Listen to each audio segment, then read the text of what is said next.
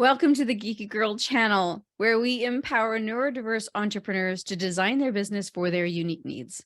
Being neurodiverse can come with its own set of challenges, and I know that because I have my own. But it also means that you have unique strengths and abilities that can set your business apart. The key is to leverage those strengths while also addressing the areas that may cause you overwhelm. And I know that that's something really important to all of us. The overwhelm we feel, whether it's in our business, in our personal lives, it can be soul crushing. So on this channel, we'll start to share strategies with you and tools to help you to create a sustainable business that allows you to consistently earn income while also taking care of yourself. So join us as we navigate the world of entrepreneurship and discover how to thrive as a neurodiverse business owner. Let's get into the video and start to learn how to create a business that is tailored to work for your unique needs.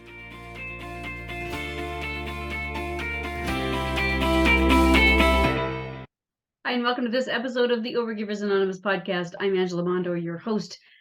Today, I'm going to talk about balancing work-life balance. Work-life balance, balancing. Okay, let's be honest. This is a massive undertaking to a lot of us as entrepreneurs. I started my business back when my kids were littles. They're no longer littles, they're adults. But I've watched as the time has changed that the balance changes.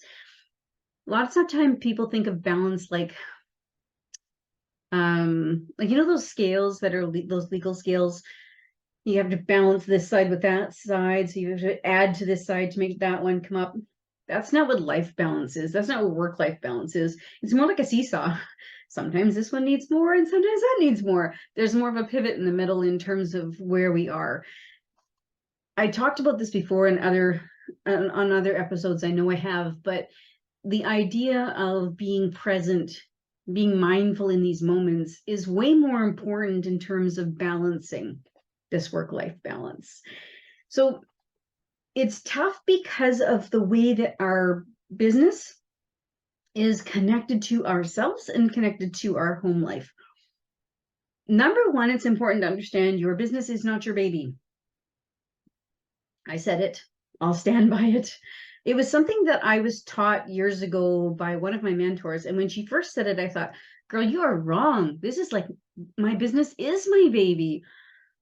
But when I was able to step back and really look at it, taking out the connection from a motherly perspective into the business really gave me a different perspective on my business. Being able to look at it as a business, and then I'm making decisions for the business.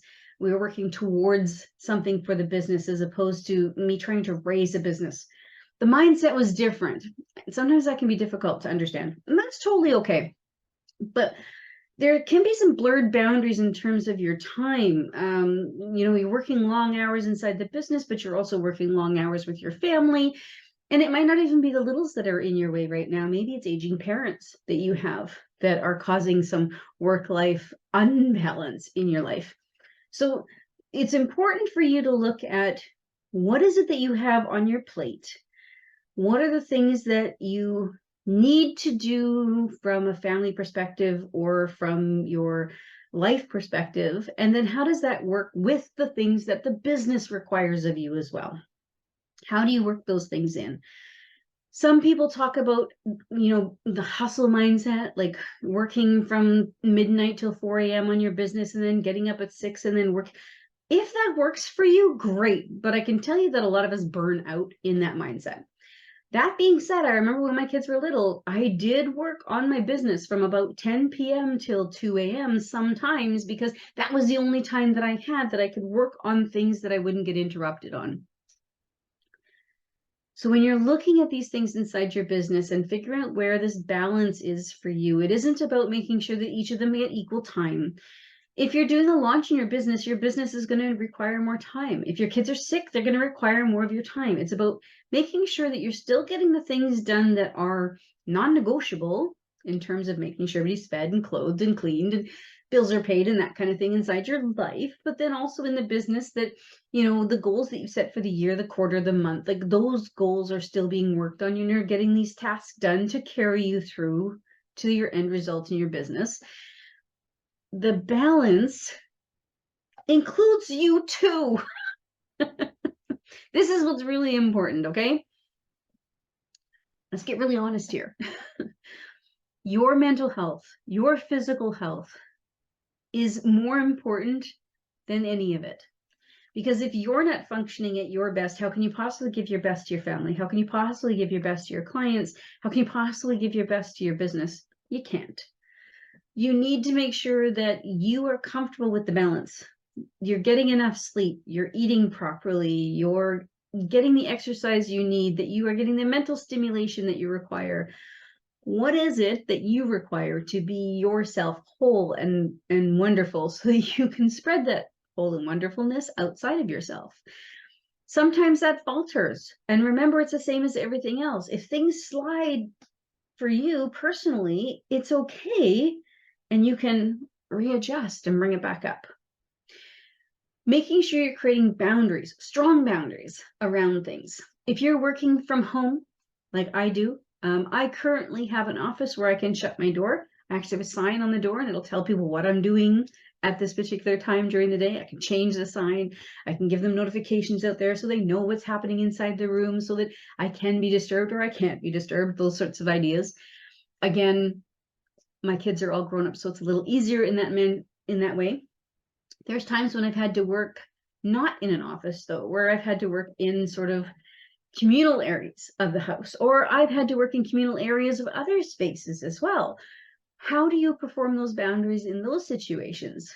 So there's lots of different ways that you can do that, but find what works for you. It's possible. I know that one of my clients actually, she works in a communal area of her apartment and her husband is there sometimes. And so for her, they put a sticky note on the top of her laptop screen so that it indicates that she's working on something. And when he walks by, he can see that flag, the indication that something's going on, so he doesn't disturb her. What works for you and what works for somebody else is going to be totally different, but you got to find out, what are these boundaries that are important to you? For me, my number one boundary is making sure I get enough sleep. That's like a pinnacle boundary. I need to be able to be going to bed at a certain time. I need to get enough sleep. And in order for me to do that, it means I have to work everything else around that sort of schedule. That's my number one thing. If I don't get enough sleep, this brain just doesn't work right. Nobody needs to see that madness.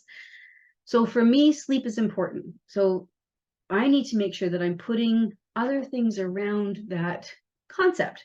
I don't work past my sleep time. I don't cut into my sleep time. If I have to move my sleep time, there better be a darn good reason for it, because I know that that is really important to me.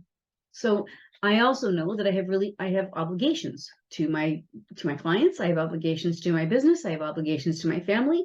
Those are big things that go into my calendar at the beginning of the week. And then from there, I can work around what are the other things that need to get done inside the business and those kinds of things. Time management, of course, is huge when it comes to this. Delegation, right? So as your business grows, you can start to delegate more things, thinking about what are the things you can take off your plate so that you can have a better balance in terms of your family life and your personal life. There's lots of different ways that you can find moments or ways to balance things in your life. And remember, balance isn't 50-50. It just isn't. Every single day isn't going to be the same. I'm sorry to those of you who want it to be, and woohoo for those of you who don't.